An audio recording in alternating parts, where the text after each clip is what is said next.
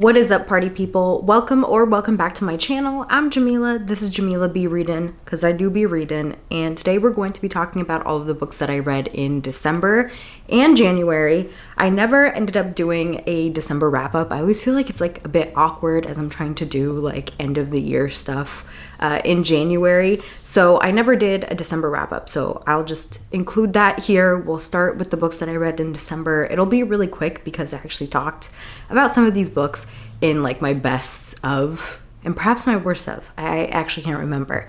But then we'll talk about January. I have like a much cuter sweater underneath this jacket, but I'm freezing right now and I don't want to take this off. So this is just the look you're getting today.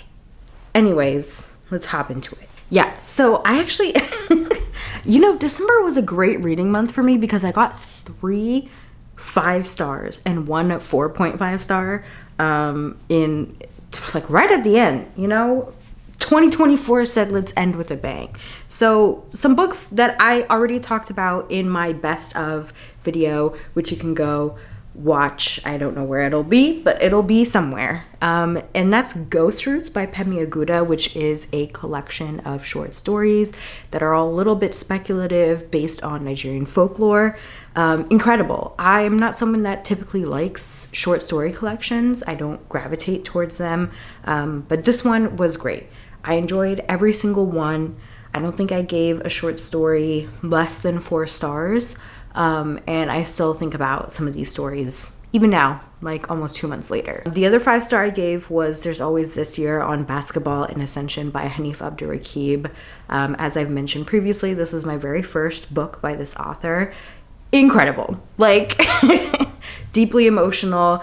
I loved every second of it. It's like a little bit memoir, a little bit musings on basketball and culture and place and being, and it was just incredible. And the other 5 star that I gave was James by Percival Everett, another new to me author, definitely not going to be my last.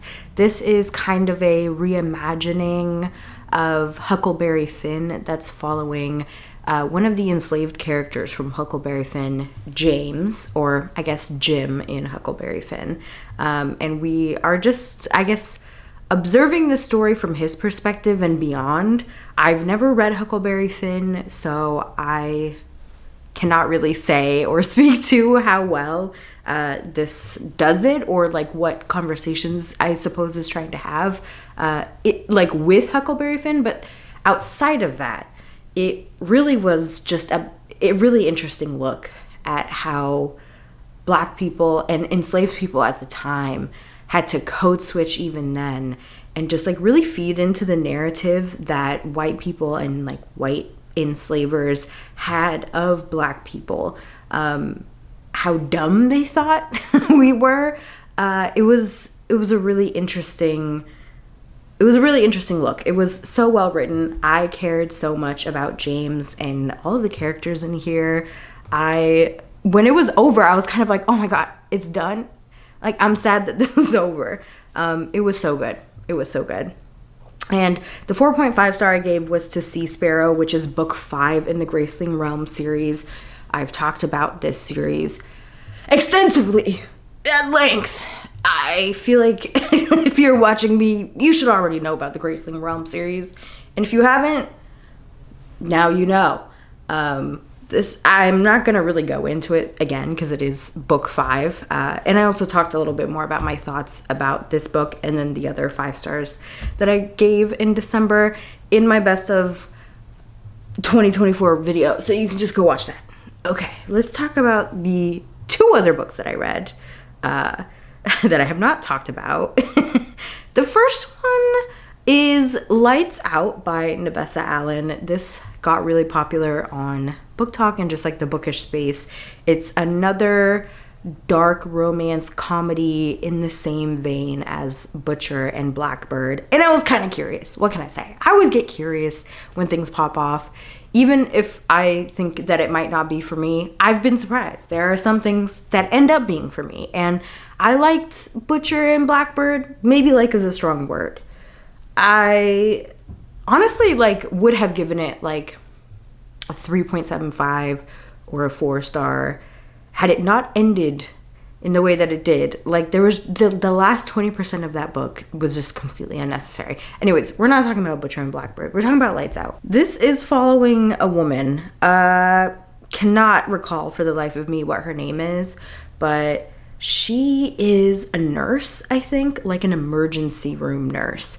And she has like a favorite TikToker who does like the mask thirst trap thing. And she's like constantly commenting and being a horn dog in his comments. And he is a hacker of some kind, some sort of computer whiz. So he like finds her and is like obsessed with her, and he like stalks her. But then she's like into it, I guess. And then they have a romance, kind of. But then the mafia gets involved. Some other guy's trying to stop. You know what? There was a lot going on in this book. It was entertaining. I'll give it that. I was entertained. It had me chuckling. I had one or two guffaws throughout this book. But it really is ridiculous. It really is. It was ridiculous. So I gave this one a 2.75 stars. Yeah. The other book that I read in December that I haven't talked about is The Holly Dates by Brittany C. Cherry. I've heard of this author. I haven't read anything by her except for this book. I think she writes a lot of like sad romances. And a lot of romances about white people, it seems like. She's a Black author. So I, to be honest, have like not been super interested, but I was like determined to read a holiday romance in December. And I DNF'd so many like really quickly in a row. And then I finally came across this, and honestly, it was a great time. I really enjoyed it. So this is following Holly. Yeah, that's her name. This is kind of like a Grumpy Sunshine dynamic. So Holly is kind of desperate to find a new man and show her friends and family that she's moved on from a heartbreak that happens at the beginning of this book, like in a prologue. And it started off with that, and I was like, this is juicy. This is drama. So instantly reeled me in. But there was, so something that happened. And so she is kind of just like going on these dates constantly, and she's having all of these first dates at this restaurant / bar that's owned by this dude named Kai. And he's like witnessing her going on all these dates, all of these first dates, and finally he's like, I am going to teach you how to get past like this first date syndrome and find a man. And so they kind of like strike this bargain, and they also like end up living in like the same building too. So yeah, he helps her with that, but then obviously they fall in love. You know how it goes. So I thought they had really great chemistry, and there was a lot of yearning from his part in particular. And I was like, yearn for her. They were cute. They had really good chemistry. There were parts that I didn't like. I can't really remember. I give this a 3.5 stars. I liked it. It was a good time. Will I read more from this author? TBD. I'm still not totally interested in most of her backlist, but if she has anything else that's similar to the Holly Dates, then perhaps I will. Okay, let's move on to January. I read 6 books, and it was kind of a blah reading month. I don't know. It was a blah month in general, here in the United States. I was having a rough time, and work was also busy, and also everything was on fire. So, my reading kind of reflected that a little bit as well, my state of mind. But the first book that I read in January was actually a book that I enjoyed, and it was Curvy Girl Summer by Danielle Allen. I did read a book from this author a couple years ago, it was Continuum. I actually like totally forgot that it was the same author, but I was like, Danielle Allen, that sounds so familiar. But I picked this one up because I'd been seeing people posting this one on Instagram, and I was like, yeah, sure, why not? I also liked the cover. And it has a very similar premise to the Holly dates, actually. We have Aaliyah, who is also going on a bunch of dates. Basically, she wants to have a date for her 30th. Her parents and her extended family, just like, she feels like they think that she's not where she should be in life. And like some of them have also vocalized that to her. And so she just like is also dealing with trauma because her sister passed away before this book. And her sister, you know, like had it all by the time she was 30 prior to her passing. And so she's just kind of putting all of these expectations on herself of like where she should be. Like she should have a man. She should be starting a family. She should be in her career. All this stuff by 30. So it's like a couple weeks. No, is it a couple months? It's like a couple months before her 30th, and she's like, I need to find a man. So she keeps going on all these dates, right? And she's doing it at this bar, and this dude sees her. Again, similar premise, but like the vibes are different. He sees her, and this bartender, he consoles her, and he's like, I'm gonna help you out, whatever. I'll be like witnessing the vibes. And they have like really great banter. They kind of like become friends. And then they become more, you know, as it goes. I feel like every time I try to describe a romance, I'm like, and then they fall in love. But like, yeah, that is ultimately what happens. It is a romance book. But it was really fun. I really liked the banter. Again, they had really great chemistry. I liked the commentary and the individual journey that Aaliyah goes on. It was good. I like this slightly more than the Holly dates. I think it just was like tighter in its writing, and I just like liked the dynamic between the two characters just a little bit more. Aaliyah and what's his name? Ahmed. Okay, yeah. I was like, what is anybody's names? Just immediately every name goes out of my head after I'm done reading the book. But yeah, I had a good time. 3.75 stars, would recommend. Then I read The Sunbearer Trials. I read this one with my friends. We have our own little like book club, and this was the book that we read in January. I've been meaning to read this one for a while. I don't know. I'm like not really into YA anymore. I really don't read that much YA. But I really enjoyed Cemetery Boys by Aiden Thomas, and I'd been hearing a lot of people talking highly about the Sunbearer Trials. So I was excited to get to it. I ended up listening to the audiobook, which was a solid audiobook. The narrator was good. This was fine. It was okay.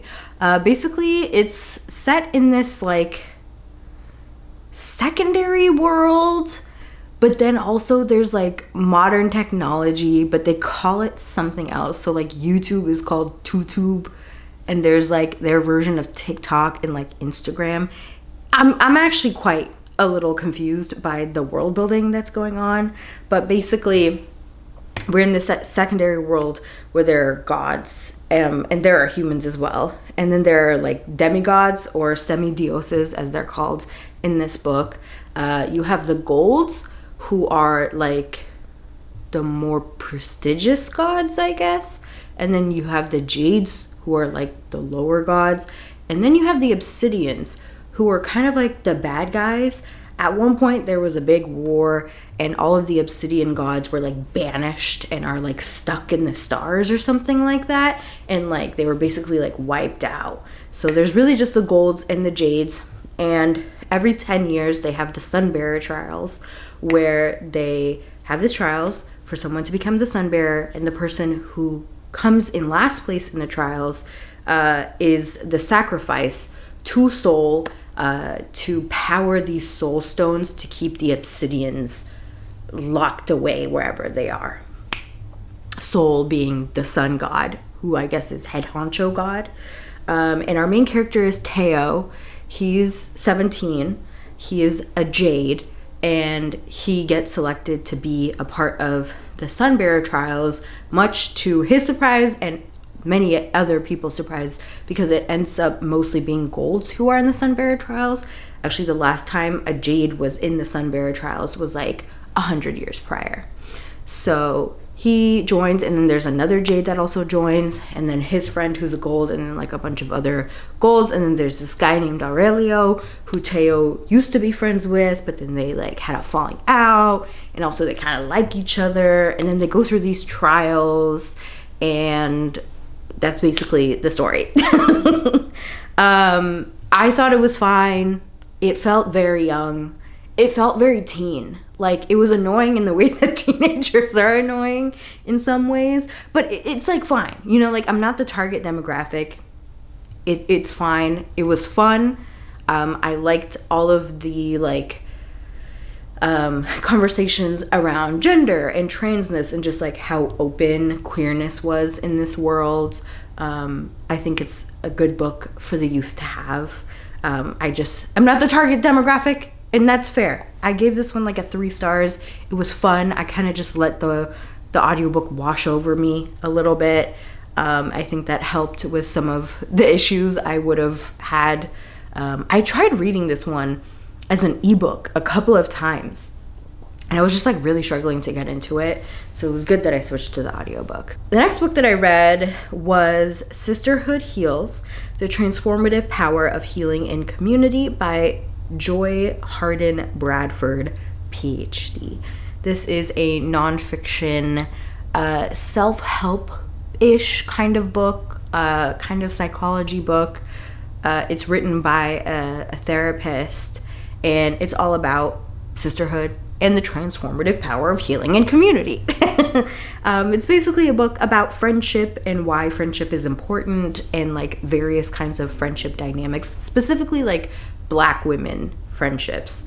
Yeah, different dynamics within friendships, friendship breakups, and it's basically about friendship. It's about friendship. I thought it was fine. I had read this for my local book club, Pros Before Bros. We always read some sort of like self-helpy-ish book in January. And it also coincidentally tends to be my least favorite month in the book club. But it was okay. I thought a lot of it was like I already knew this. Like I didn't totally hit for me. There were some parts where it did for sure, but I gave this one a 2.75 stars. I didn't really think much about it. But I do think there are people who could get a lot out of this, like especially if you're someone who like struggles with friendships or like maintaining friendships. I think it's a good book to pick up.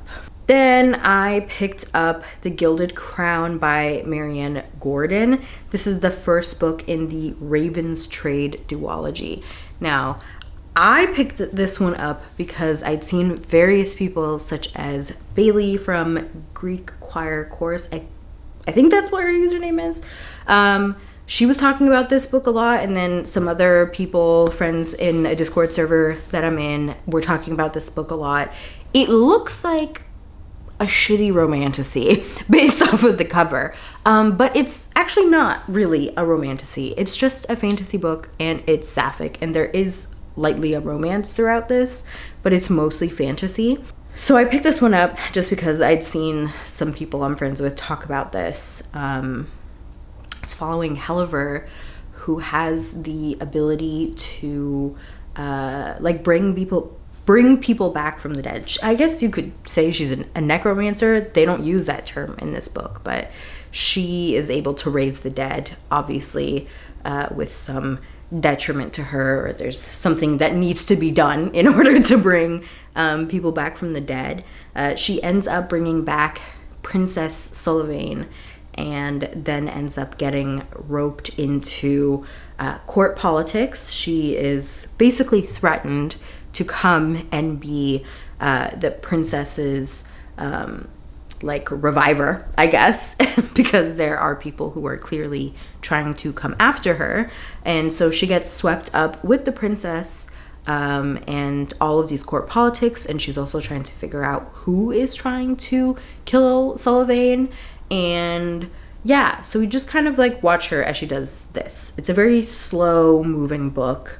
It took me a little bit to read, but I had a good time with it until it started to piss me off a bit towards the end. Helliver just, I needed that girl to stand up. You know what I mean? She needed to stand up. And I was really struggling towards the end. It just really started to piss me off. But that's fine. Ultimately, overall, I did enjoy it. I would give this one like a 3.5 star, and I will read the next book. It is only a duology, and I am curious to see what happens in the next book. So I will be checking that out. And would I recommend this? I would say, sure. Why not? If you thought this is a romantasy, it is not. If that is endearing to you, then pick it up. If you're wanting a romantasy, then this is perhaps not the book for you. Speaking of romantasy, I did read Onyx Storm. I have a parasocial hatred with this series, where that means, unfortunately, I will be reading the books simply because I have to know where on earth Rebecca Yarros is trying to take this series. I don't think she knows. I don't think she knows. I think she's making this up on the fly. But I am parasocially attached with deep hatred. I've hated every single book. Fourth Wing was a 2-star, Iron Flame was a 1, and Onyx Storm was also a 1, maybe a 0.75. It just keeps getting worse. And I don't recommend this book. I don't like the author personally as well, and her politics, and what she seems to be thinking that she's doing with this series. There's a lot, and it's just really bad. And I don't really want to talk about it anymore, but it was bad. So, all right. And the final book that I read in January was How to End a Love Story by Yulin Kwong. This is another one where I'd seen a lot of people talking about this book last year. I think this also won a Goodreads Choice Award for, was it debut or something like that? This one has had a lot of mixed reviews, which was very interesting and did intrigue me. And I was also interested in reading this book because the author is, I believe, directing the Beach Read movie and is doing the screenplay for People We Meet on Vacation. I was very intrigued to read her book. This is following Helen, who is a best-selling YA author. She has a very popular YA series that's getting adapted. Honestly, it kind of feels a little bit like Jenny Han with the To All the Boys I've Loved Before, and like her other book that got a TV series. It feels like similar vibes to me. But Helen, her best-selling book is being adapted to a TV show, and she also has the opportunity to be in the writer's room and help write all of the screenplay. Is that what it's called for TV shows? I don't know. She's a screenwriter for this. And the number 2 second head screenwriter of this room happens to be this guy named Grant, who she knows from high school. They have a past. And, you know, okay, I'm realizing that the description doesn't actually say what happened, but I'm going to mention it just because I think it's kind of a trigger warning, and there's like a lot going on here. So I guess a light spoiler warning. I don't think it really impacts your ability to enjoy the book or any further surprises that happen. But basically, when they were in high school, Grant was driving one day, and Helen's sister unalives herself by jumping in front of his car. And so he kind of inadvertently unalives her.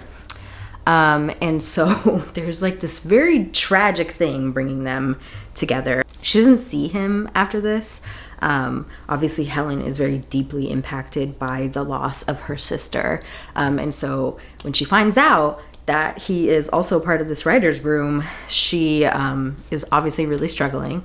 And they ultimately do have to work together, and they come together and kind of form a bond, become friends, and then fall in love. Again, I suck at describing romance books, but I just thought it was really interesting. And I think this brought a lot of like introspection and yearning that I really want out of a romance book. I really enjoyed this one. I feel like a lot of people like taboo romances where it's like, ugh. This is like taboo in a way that was like very realistic to me, because it's like what happened was like no one's fault, you know? But obviously Helen has a lot of feelings and hurt at the start of this book. And he also has been deeply traumatized by what happened as well. And it's tough for both of them, but then they ultimately kind of like get to know each other and kind of work through it. And I just thought it was really well done and very interesting to see, and just like seeing both of their grief and their separate journeys, and then also coming together. Yeah, it was really good. I liked it. It wasn't like a 5-star. It wasn't like amazing, and there was like something that happened towards the end where I was like, okay. This is a little dramatic. And then Helen has a very kind of tumultuous relationship with her parents, definitely stemming from like older sister, daughter of immigrants, having all of these expectations, not wanting to disappoint them, especially with that grief hanging amongst the family. But I both like and didn't like the like resolution with that towards the end of the book. It was realistic and I liked that, but I was kind of hoping for more of an internal thematic resolution with Helen. It just kind of, the ending came and went really fast, and I wanted a little bit more introspection there. But for the most part, I really enjoyed this book, and I would definitely read more if she writes more. And I'm also now excited for this People We Meet on Vacation movie. I'm already excited, but I was like, I don't know, but I'm excited now. And those are all of the books that I read in December and January. Hopefully we'll be back to my regularly scheduled programming of doing a wrap up each month. Hopefully not in the middle of the following month. Earlier than that, perhaps, hopefully. And I will catch y'all in the next video. Bye.